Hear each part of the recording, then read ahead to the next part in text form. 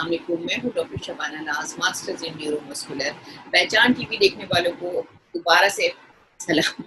इसलिए कि शफक जाफरी आपकी जितनी भी कोशिशें हैं वो बाबर आई कि लोगों को इंटरेस्ट हुआ, और जैसा कि आपको खुद मालूम है कि बहुत सारे लोग ऐसे थे जिन्होंने हमें कमेंट दिए, बहुत सारे लोग ऐसे थे जिन्होंने हमसे रिक्वेस्ट की कि हम जो है वो रमज़ान डाइट के बारे में लोगों को ब्रीफली बताएं। अच्छा, एक और चीज़ आपको ये बताऊंगी जो हमने अभी आपको बात करेंगे रमज़ान डाइट के बारे में। तो रमज़ान डाइट में ऐसा है कि ये जो हम डाइट बता रहे हैं, कोशिश हमारी यही है कि ये पूरे ओवरऑल सबको कवर कर ले। इसमें मैं कुछ जिक्र जो है वो डायबिटिक पेशेंट का भी करूंगी, क्योंकि बहुत सारे ऐसे लोग हैं। लेकिन देखें, ये एक चीज़ अपने जहन में, जैसे मैंने आपको वो हमेशा कहती हूँ कि WHO जो है वो WHO ये बात कहती है कि प्रॉपर न्यूट्रिशन प्लस हाइड्रेशन, यानी कि प्रॉपर बैलेंस डाइट और हाइड्रेशन, यानी प्रॉपर पानी, वाटर इनटेक जो है वो आपको एक हेल्दी लाइफ, चाहे आप बच्चे हैं, बड़े हैं, बूढ़े हैं, आपको ज़रूरत है। इससे ये आपने सारी ज़िंदगी लेनी है। और चाहे रमज़ान है, रमज़ान में कोई रॉकेट साइंस नहीं है, कोई डिफरेंट जो है वो डाइट नहीं होती, वही डाइट आपने लेनी होती है, लेकिन थोड़ा सा ड्यूरेशन जो है वो चेंज हो जाता है। बाकी चीज़ें जो है, जैसे डायबिटिक पेशेंट्स हैं, हाइपरटेंसिव पेशेंट हैं, या फिर दूसरी बीमारियों के जो मरीज़ हैं, वो सबसे पहले तो अपने डॉक्टर से कंसल्ट करें कि वो रोज़ा रख सकते हैं या नहीं। और उसके बाद जो है वो रमज़ान से पहले जो है प्रैक्टिसिंग जो है मेडिसिन डॉक्टर्स उनको देते हैं, प्रैक्टिसिंग डिफरेंट जो है वो पहले से प्रैक्टिस करने के लिए रमज़ान की जो है डिफरेंट चीज़ें बताते हैं, ताकि आप लोग जो है वो उसको आराम से एडजस्ट कर सके। अच्छा, दूसरी चीज़ ये है कि अब हम जो थोड़ी सी बात करेंगे, WHO जो कहती है कि proper nutrition and hydration. Proper nutrition hydration, जैसे हमेशा आपसे मैं कहती हूँ, कम से कम आपने 8 ग्लास पानी पीने हैं।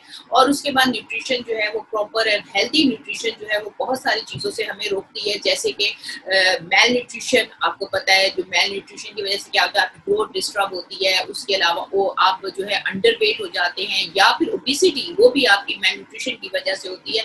उसके अलावा जो आप अगर बैलेंस डाइट नहीं लेते हैं, तो उससे बैलेंस डाइट से रिलेटेड जो है वो डिसीजेज, जैसे कि हार्ट अटैक है, ब्लड प्रेशर है, डायबिटीज़ है, ये सारी वो चीज़ें हैं, स्ट्रोक है, ये सारी चीज़ें भी जो है वो आपकी बैलेंस डाइट ना होने की वजह से या प्रॉपर डाइट ना होने की वजह से भी हो सकती हैं।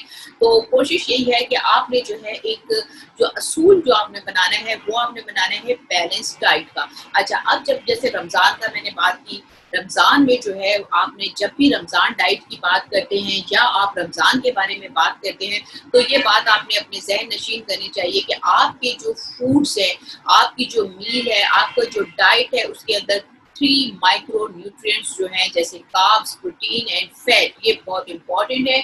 ये आपकी डाइट का हिस्सा ज़रूर होने चाहिए, क्योंकि आपने जो है पूरा दिन फास्टिंग होती है, आपको पानी की ज़रूरत होती है, आपको न्यूट्रिशन की ज़रूरत होती है। उसमें बहुत सारे बच्चे हैं जो एजुकेशन से रिलेटेड हैं, हाउस वाइफ्स हैं, वर्किंग लेडीज़ हैं, तो बहुत सारे लोग हैं, मर्द हैं, लेबर्स हैं, तो जिनको खाने की ज़रूरत होती है, उनको न्यूट्रिशन की ज़रूरत होती है। अगर उनको प्रॉपर न्यूट्रिशन नहीं होगी, प्रॉपर हाइड्रेशन नहीं होगी, तो उनका रोज़ा जो है रखना उनके लिए मुश्किल हो जाएगा। अब हम बात करेंगे सहरी की डाइट की। सहरी डाइट के हिसाब से मैं आपको बताऊं कि जिस तरह से हम अफ्तार की बात करते हैं कि अफ्तार में हमने पूरा दिन के बाद जो है वो अपना फास्ट जब ब्रेक करना होता है, तो हमारा स्टमक जो है वो एसिडिटी की हालत में होता है, तो हमें बहुत ज़्यादा फ्राइड और सॉल्टी और शुगरी चीज़ें जो है वो नहीं लेनी। लेकिन इसी तरह से अगर हम जब सहरी की बात करते हैं, तो हमें अपने आप को प्री हाइड्रेटेड रखना होता है। जैसे अफ्तार और सहरी के दरमियान जो हमारी विंडो हमें मिलती है, उसमें हर आधे घंटे के बाद हमें पानी पीना है। पानी पीने में, जैसा मैंने आपको अभी बताया कि डिफरेंट टाइप के आप जूस, सूप, ज़रूरी नहीं कि सिर्फ प्लेन वाटर, जो भी आपको जूस, सूप आपको समझ आता है आप वो पीते रहें। तो आपने जो है वो अपने नेक्स्ट रोजे के लिए अपने आप को प्रिपेयर करना होता है, प्री हाइड्रेटेड रहना होता है। अच्छा, प्री हाइड्रेटेड रहने के बाद जो है आपने क्या करना है, सेकेंड अफ्तार आपको पता चल गई कि अफ्तार में आपने क्या करना है, उन्हीं चीज़ों को फॉलो करना होता है। हाइड्रेशन के हिसाब से आपने मिल्क का इस्तेमाल करें, और कोशिश ये करें कि जब हम सहरी की बात करते हैं तो हमने वो खाने लेने हैं, वो फ्रूट्स लेने हैं जो कि स्लो एक्टिंग, स्लो एब्जॉर्प्शन, यानी जो कि आहिस्ता-आहिस्ता हज़म होते हैं, या फिर जो है वो उनका एक्शन स्लो होता है पूरा दिन में। उसमें दूध का इस्तेमाल आप कर सकते हैं कि दूध के अंदर आपको कैल्शियम भी मिलता है, वाटर भी मिलता है। आपको पता है कि दूध एक फुल न्यूट्रिशन है। दूध का इस्तेमाल करें, दही का इस्तेमाल करें, उसमें कैल्शियम है, वाटर आपको कंटेंट और डिफरेंट टाइप के विटामिन्स आपको मिलेंगे। तो ये दोनों फ्रूट्स जो है वो आप अपनी इसमें क्या है, 2 इन 1, यानी कि पानी भी है और आपके उसके साथ-साथ न्यूट्रिशन भी है और स्लो एक्टिंग, स्लो एब्जॉर्प्शन है न्यूट्रिशन का। उसके अलावा आपने जो है वो जैसे मैंने बताया कॉम्प्लेक्स कार्बोहाइड्रेट स्टार्ची फूड्स आपने लेने हैं जिनके अंदर फाइबर्स भी होते हैं, उसमें होल ग्रेन आ जाता है। होल ग्रेन में आपने मल्टीग्रेन डबल रोटी लेनी है। उसके अलावा आपने ब्रान जो है वो आपने पराठा आता है, ब्रान जो है डिफरेंट टाइप की सीरियल्स आते हैं, पास्ता आता है, सीरियल्स में आप उसके अंदर फ्रूट्स डाल दें। उसके अंदर डिफरेंट टाइप के फ्रूट्स में जैसे ड्राई फ्रूट्स में एलमंड, कुछ ऐसे ड्राई फ्रूट्स जो आप खा सकते हैं इजीली, उसमें बादाम जो है वो आप डाल सकते हैं। एप्रिकॉट का इस्तेमाल आप उसमें कर सकते हैं। खजूर का इस्तेमाल, जैसे मैंने आपको बताया खजूर में क्या क्या चीजें हैं, कैल्शियम है, आयरन है, मैग्नीज है, उसके अलावा फाइबर्स हैं और 70 to 90% जो है उसके अंदर कार्ब्स होते हैं। तो आपके पास फुल ऑफ न्यूट्रिशन खजूर है, दूध है, दही है। उसके अलावा पानी आप ले सकते हैं, फ्रूट जूसेस ले सकते हैं। और अगर जो डायबिटिक पेशेंट्स हैं उनको जूस नहीं लेना, फ्रूट जूस में ज्यादा शुगर होती है, उनको पूरा फ्रूट लेना होता है जो उनके डॉक्टर ने उनको इजाजत दी हुई है, वो फ्रूट आप ले सकते हैं। और उस फ्रूट के साथ साथ जो है वो आपने उसको फॉलो करना है जो आपको डॉक्टर ने प्रिकॉशंस बताई हैं। तो ये तो हो गया आपका जो है वो फूड से रिलेटेड चीजें आपने जो सहरी में करनी है। अच्छा, इसके बाद एक चीज मैं आपको और सब बता दूं, जो स्पेशली हमारे बहुत सारे ऐसे लोग भी होंगे जो डायबिटिक हैं। तो डायबिटिक जो जितने भी जो पेशेंट्स होते हैं उनके अंदर जो खतरा होता है, एक तो होता है ना सिर्फ ये कि उनकी ग्लूकोज कम हो जाए, ना सिर्फ कि उनमें हाइपोग्लाइसीमिया यानी ग्लूकोज का कम हो जाना, हाइपरग्लाइसीमिया ग्लूकोज लेवल का अप हो जाना। थर्ड जो है वो कीटो एसिडोसिस हो सकती है। यानी कीटो एसिडोसिस का मतलब होता है कि आपके जब आपकी प्रॉपर जो है वो इंसुलिन सीक्रेट नहीं हो रही, ग्लूकोज लेवल जो है वो आपको कंट्रोल नहीं हो रहा, तो आपकी जो वो है फैट जो है वो बर्न होकर कीटोन बॉडीज बनाती है।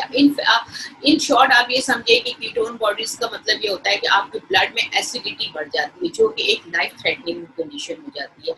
तो उसके अलावा जो है डिहाइड्रेशन एंड थ्रोम्बोसिस, ये सारी जो है वो कॉम्प्लिकेशंस पेशेंट्स के साथ हो सकती हैं जो कि डायबिटिक हैं। और अगर उन्होंने अपनी प्रॉपर मेडिसिन नहीं ली, प्रॉपर रोजे के हिसाब से गाइडलाइन नहीं ली, तो उनको रोजे में ये प्रॉब्लम हो सकती है। जैसे कि 2016 में जो है वो 13 कंट्रीज थे जिनके अंदर 13 कंट्रीज के तमाम जो है वो डॉक्टर्स थे, एंडोक्राइनोलॉजिस्ट थे। उसके अलावा जो है मजहबी स्कॉलर 13 कंट्रीज के थे और उन्होंने जो है डायबिटिक पेशेंट के लिए जो है वो रमज़ान गाइडलाइन उन्होंने बनाई।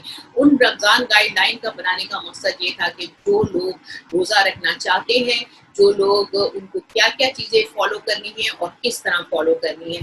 तो उसमें मजहबी स्कॉलर भी थे जिनका कॉपरेशन था। तो ये 2016 में जो है ये गाइडलाइन बनाई गई। उसके हिसाब से इनको 3 कैटेगरीज में डायबिटिक पेशेंट को डिवाइड किया गया।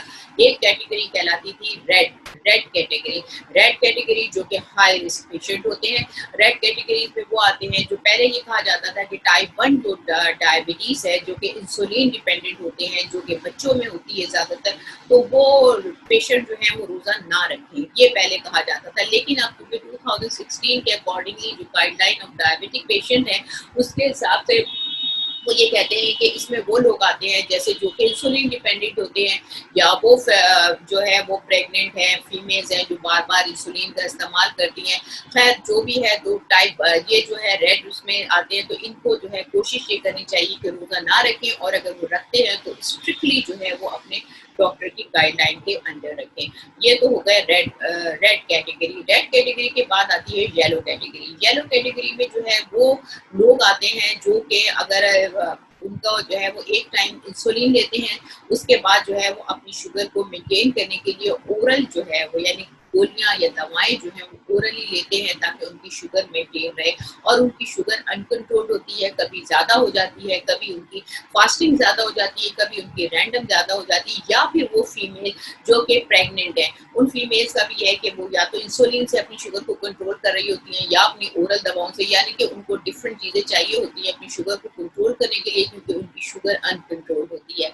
या फिर आप देखें कि वो लोग, वो लेबर्स जो कि बहुत हार्ड वर्क करते हैं और वो डायबिटिक हैं, तो वो लोग भी जो है वो येलो कैटेगरी में आते हैं। तो ऐसे लोगों के लिए भी जो ये अपने गाइडलाइन है रमज़ान की, वो भी यही कहते हैं कि वो लोग जो है वो अपना, अगर वो शुगर रखना चाहते हैं रोज़ा, तो वो प्रॉपर जो है वो अपनी गाइडलाइन लें अपने डॉक्टर से, और उस डॉक्टर के अंडर जो है वो सुपरविजन या उनकी इंस्ट्रक्शन के साथ जो है वो रोज़ा रखें। तीसरी जो कैटेगरी आती है वो आती है ग्रीन ग्रीन कैटेगरी का मतलब ये है कि ह्यूमरस के पेशेंट, ये वो पेशेंट होते हैं जो कि सुबह एक टाइम इंसुलिन लेते हैं, या फिर वो लोग जिनकी ओरल डोज है जो कि सुबह और शाम जैसे उनकी डोज है इंसुलिन की, या फिर उनकी जो ओरल ड्रग्स का मतलब होता है टैबलेट फॉर्म में जो खाते हैं, तो ओरल जो है वो अपनी शुगर को मेंटेन करने के लिए ले रहे होते हैं, या फिर कुछ ऐसी प्रेग्नेंट फीमेल्स होती हैं जो सिर्फ एक डोज होता है उनका, और वो उनकी शुगर जो है, या आप सिंपल समझे कि वो लोग जिनकी शुगर कंट्रोल में है विद द ड्रग्स।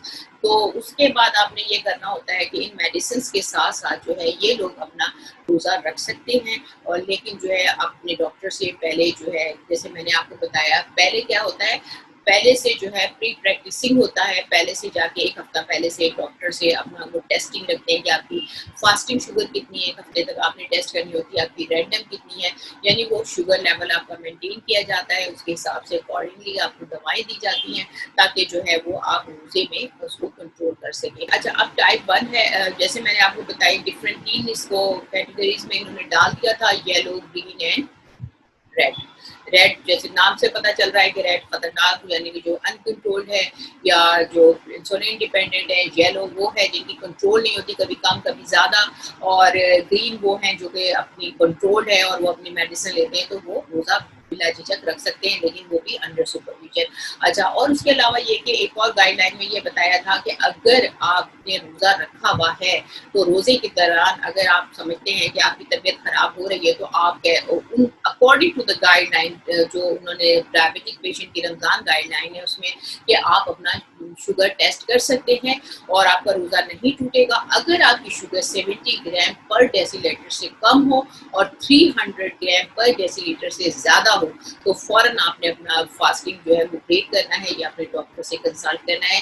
इसका मतलब ये है कि अगर 70 से कम हो रही है आपकी शुगर, तो वो लाइफ थ्रेटनिंग हो जाती है, और अगर क्योंकि आप हाइपोग्लाइसीमिया में चले जाते हैं, या फिर जो है वो अगर आपकी शुगर जो है वो 300 से ज़्यादा है, तो भी आप जो है हाइपरग्लाइसीमिया में जा सकते हैं, जो आपके लिए बहुत खतरनाक है, और ये दोनों ही लाइफ थ्रेटनिंग कंडीशन होती हैं।